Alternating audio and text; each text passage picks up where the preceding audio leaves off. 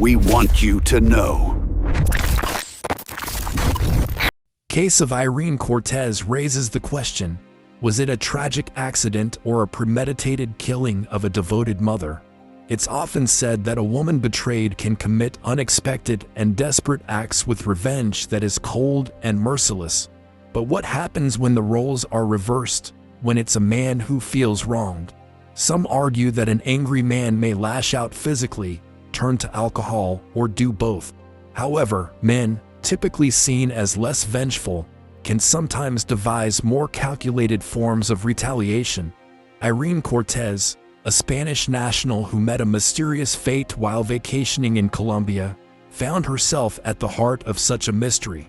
Although several individuals were arrested, tried, and sentenced for her death, her family insists that the true mastermind remains free, casting himself as a victim. To understand this layered case, we must revisit the events from the very beginning and examine whether another party was involved or if her death truly was an accident. It's important to highlight that all parties involved are still attempting to validate their own version of events. Irene Cortez, née Lucas, was born in 1980 in sunny Granada, Spain, the capital city of the province bearing the same name. She was raised in a comfortable, financially stable household alongside her brother and sister. Her parents owned a small yet thriving business. According to some sources, her father died when she was young, after which her mother, Maria Lucas, stepped in to manage and expand the business, ensuring her children were well provided for. Maria's older brother, Pedro Lucas, played a crucial role in supporting the family as well. Irene, the eldest of the siblings, was known for her beauty and outgoing nature. She enjoyed being in the spotlight and caught the attention of boys early on. Not long after finishing school, she got married and was already expecting a child. By the age of 17, Irene became a mother for the first time, and 2 years later, she gave birth to her second child. Thanks to the ongoing support of her mother and uncle, she was able to continue her education and build a solid foundation for her future, despite the challenges of early motherhood. In the early 2000s, Irene relocated to the resort city of Malaga with her husband and their 2 children. There, she launched a small entertainment venue that quickly gained popularity and profitability. What began as a modest disco bar eventually grew into a thriving nightclub. During their time in Malaga, the couple had a third child, and for a while, life appeared stable and prosperous. However, when Irene was just 25, her husband was arrested and sentenced to 5 years in prison for drug trafficking. Tragically, he died under unclear circumstances while incarcerated. This devastating event left Irene solely responsible for raising their children. Drawing strength from her mother's example, who had also raised 3 children on her own, Irene was determined to endure. She continued to run her business successfully, maintained a strong income, and remained ambitious about building a promising future. Farid Genesaris, originally from Barranquilla, Colombia, was born in 1976. He grew up in a large and financially struggling family, being the youngest among his siblings. During the early 1990s, when Farid was still in his teens, his parents separated.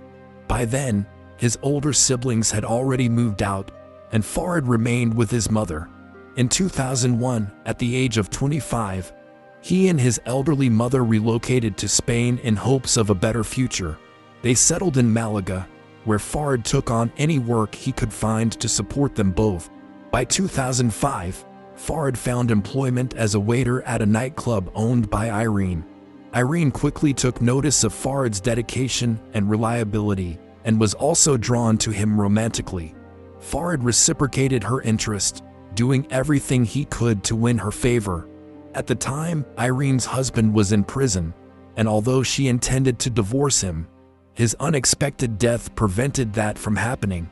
What began as a professional connection between Irene and Farid soon turned into a romantic relationship. Neither Irene nor Farid let their differing circumstances stand in the way. Irene wasn't bothered by Farid's modest background or the fact that she paid a salary, and Farid fully accepted that Irene had 3 children from previous relationship. Within a few months, the two had moved in together. They moved into Irene's spacious apartment, and not long after, she became pregnant with Farid's child. The couple eventually had 2 children together. It's uncertain whether they ever officially married, as Irene continued using her first husband's surname, while the children she had with Farid bore the Hennosaurus last name. In 2009, history seemed to repeat itself for Irene. Much like her first husband, Farid was arrested for drug trafficking and sentenced to 3 years in prison. Once again, Irene was left to raise her children on her own, this time 5 in total. Although Farid's sentence was 3 years, he was released after serving only a year and a half, thanks to good behavior and his cooperation with authorities. During his time behind bars, Irene found companionship with another man and lived with him throughout Farid's incarceration. Farid discovered Irene's infidelity only after his release. Understandably enraged, he threatened both Irene and her new partner, merely resorting to violence and risking another legal entanglement. However, the situation was eventually defused, and Farid chose to forgive Irene for the sake of their children. They resumed living together as though the incarceration and betrayal had never occurred. Still, Irene's family remained wary of Farid. Her mother and Uncle Pedro never approved of the relationship, suspecting Farid's true interest lay in Irene's wealth. Additionally, Irene's older children from her first marriage never accepted Farid, although the youngest, whom Farid had raised since the age of 2, viewed him as a father. In early 2011, Farid told Irene he needed to return to Colombia to see his father, who had fallen gravely ill. Reportedly, Farid's estranged father had been diagnosed with advanced cancer, and his sister in Barranquilla had informed him of the grave situation. Irene, who had long wanted to visit Farid's homeland, decided to join him on the trip. She was eager to meet Farid's father, whom she had never encountered, and to experience the famous bear and kayak carnival, typically held in late February. Additionally, having not taken a vacation for years due to her dedication to work and raising 5 children, Irene saw this trip as a much-needed respite. The couple planned a 10-day overseas trip, arranging for Irene's mother and younger sister to care for the children during their absence. Despite her mother Maria Lucas's attempts to discourage her, citing a bad premonition, Irene chose to proceed with the journey. Meanwhile, the family was struggling financially due to a seasonal slump in their business. Despite the financial struggles, Irene had hidden personal savings of €3,000 in cash at home. However, on the eve of their trip, she discovered the money had mysteriously disappeared, nearly jeopardizing their plans. Quickly, Irene borrowed the needed funds from her uncle and close friend. She then booked their flight tickets and reserved a hotel in the city center, meticulously preparing for what would tragically be her final journey. On February 27, 2011, the couple arrived in Colombia. Their flight was uneventful, and they promptly checked into their hotel. Irene called home to reassure her mother.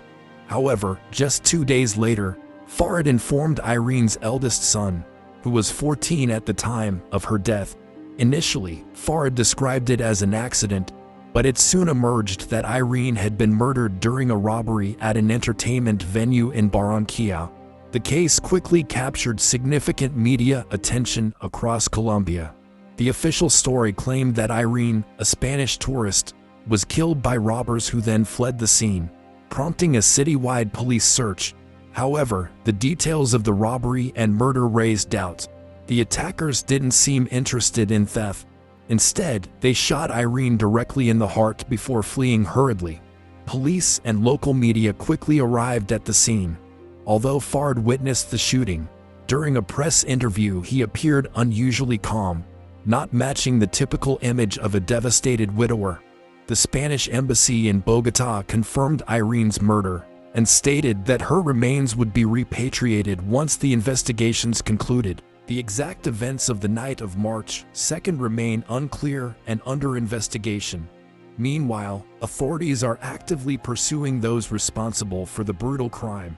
The case seemed to move toward clarity after police reviewed surveillance footage from cameras near the site of the murder. On March 1st, Irene and her partner Fareed Henessaris planned to meet with Fareed's brother, sister, and their spouses. The group of 6 enjoyed the carnival festivities, strolling around town before, at Fareed's suggestion, heading to a local bar for dinner and entertainment. By 1 a.m., only Irene, Fareed, and his relatives remained at the bar, as clearly shown in surveillance footage. Around 2 a.m., 2 young men seated apart from the group entered the bar. They didn't order anything and appeared uneasy, which drew the attention of the bar manager due to their suspicious behavior. Additionally, their youthful appearance prompted the manager to check if they were of legal age. The young men refused to show identification, and when asked to leave, one pulled out a gun and aimed it at the manager. His accomplice produced a knife but soon disappeared from the camera's view. The armed attacker shoved the manager aside and approached Irene's table, declaring a robbery and demanding mobile phones and cash. His partner, who was wielding a knife, reappeared, likely intending to gather valuables, while the gunman kept the group under threat. However, the gunman didn't get the chance to act further. Confronting Irene, he ordered Fareed to stand aside for a pocket search. As Irene reached for her purse, the assailant suddenly lunged with the gun hand and fired a shot, hitting her directly in the chest. She collapsed to the floor as the attackers fled empty-handed. Fareed and his brother gave chase, while his sister attempted to stem Irene's bleeding and his brother's wife called emergency services. Unfortunately, the culprits escaped too quickly to be caught. The men returned to the bar to assist Irene, but it was already too late. Emergency responders arrived promptly, but Irene tragically died from her injuries on the way to the hospital, leaving behind a devastated family and a puzzling case. Following the robbery and murder, law enforcement mobilized all available resources, with the city crowded with carnival tourists. Ensuring public safety was a top priority. Authorities announced a reward of 10 million pesos, approximately 3,500 euros, for information leading to the suspects. The first suspect, gunman Brian Dario, was captured the very next day and quickly named his accomplice, Juan Carlos. Juan, 18 years old, surrendered to the police hoping for leniency. During interrogation, Dario explained that financial hardship, debts, and a sick child requiring expensive treatment drove him to commit the crime, a claim supported by his relative. He insisted that the shooting of Irene was accidental, happening during the attempt to grab her purse. Juan Carlos maintained that he was an unwitting participant. He stated that Brian never disclosed his full plan but requested backup for a job. He claimed to carry only a small knife meant for intimidation, not violence, and said he left the scene once he realized Brian's true intentions. However, surveillance footage contradicted this, showing him returning to Brian. With both suspects in custody and their confessions, the case seemed closed, and prison sentences were expected. The court convicted Dario of robbery and homicide with aggravating circumstances, sentencing him to 23 years. Carlos was given 17 years for his role as an accomplice. Accusations against Fareed and emerging crime details. From the start of the investigation, Irene's family openly accused Fareed of orchestrating the murder. Her mother and uncle hired a private detective to conduct an independent inquiry, gathering additional evidence to hold Fareed accountable and prove his involvement. One key point was the earlier disappearance of 3,000 euros from Irene's home. Maria Lucas insisted that only Fareed was aware of the hidden money, and he was the only person capable of taking it without raising suspicion. She had warned her daughter about this from the start, but Irene chose not to believe her. Now, Maria was convinced that Fareed used the stolen funds to pay Dario to murder his wife. Another compelling point was the fabricated story about Fareed's father's illness. It was revealed that the elderly man was never diagnosed with cancer and was in relatively good health for his age. Farid had invented this lie as the main excuse for their trip to Colombia. Additionally, Farid was the one who suggested visiting the ill-fated venue and insisted on staying late into the night, long after other patrons had left, leaving their group alone in the establishment. The detective also carried out a thorough analysis of the surveillance footage, offering his assessment of the events and drawing his own conclusions.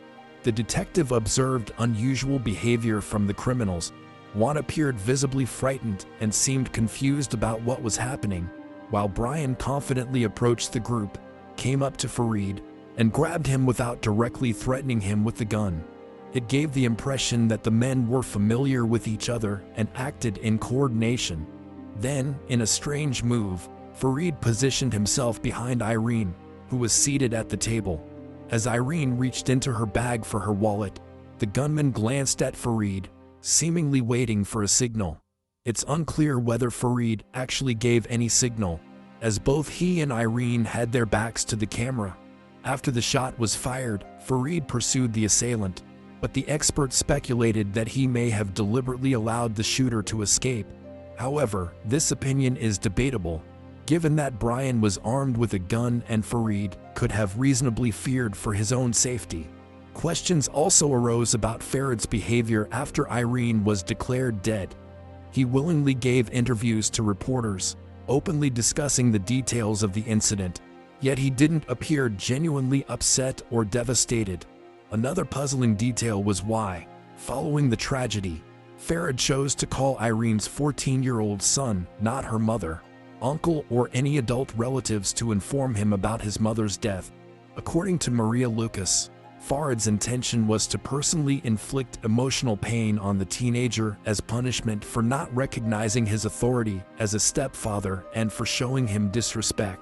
Irene's uncle, Pedro Lucas, was the first family member to speak publicly about his suspicions and the findings from his own investigation.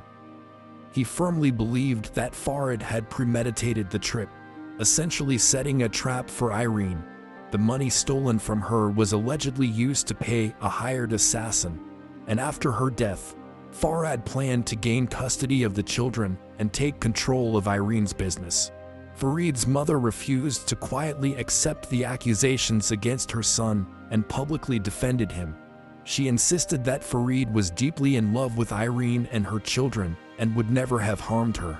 However, she inadvertently revealed a sensitive detail, mentioning that Irene didn't have to be unfaithful to Farid, as such betrayal deeply wounded his pride. Additionally, a troubling fact came to light. Farid allegedly left Spain using forged documents because he was not permitted to travel abroad due to being recently released on parole. Farid denied these claims, insisting that he left the country legally and that Irene had acted as his guarantor. 12 days after the tragedy, Irene's body was brought back to her homeland in Spain. The funeral was held with a closed casket due to the advanced decomposition of her remains. Hundreds gathered to pay their respects. Family, friends, neighbors, and even strangers who had heard of the case and wished to offer their condolences. The only notable absence was Farid himself, who feared returning from Colombia due to concerns over possible retaliation.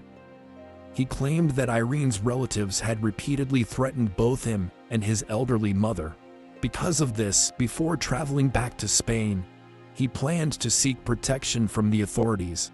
Farid sought a protective order to attend the funeral, but his request was denied, leading him to decide against taking the risk of returning. In response, he filed a court complaint accusing his late wife's relatives of obstructing his return home.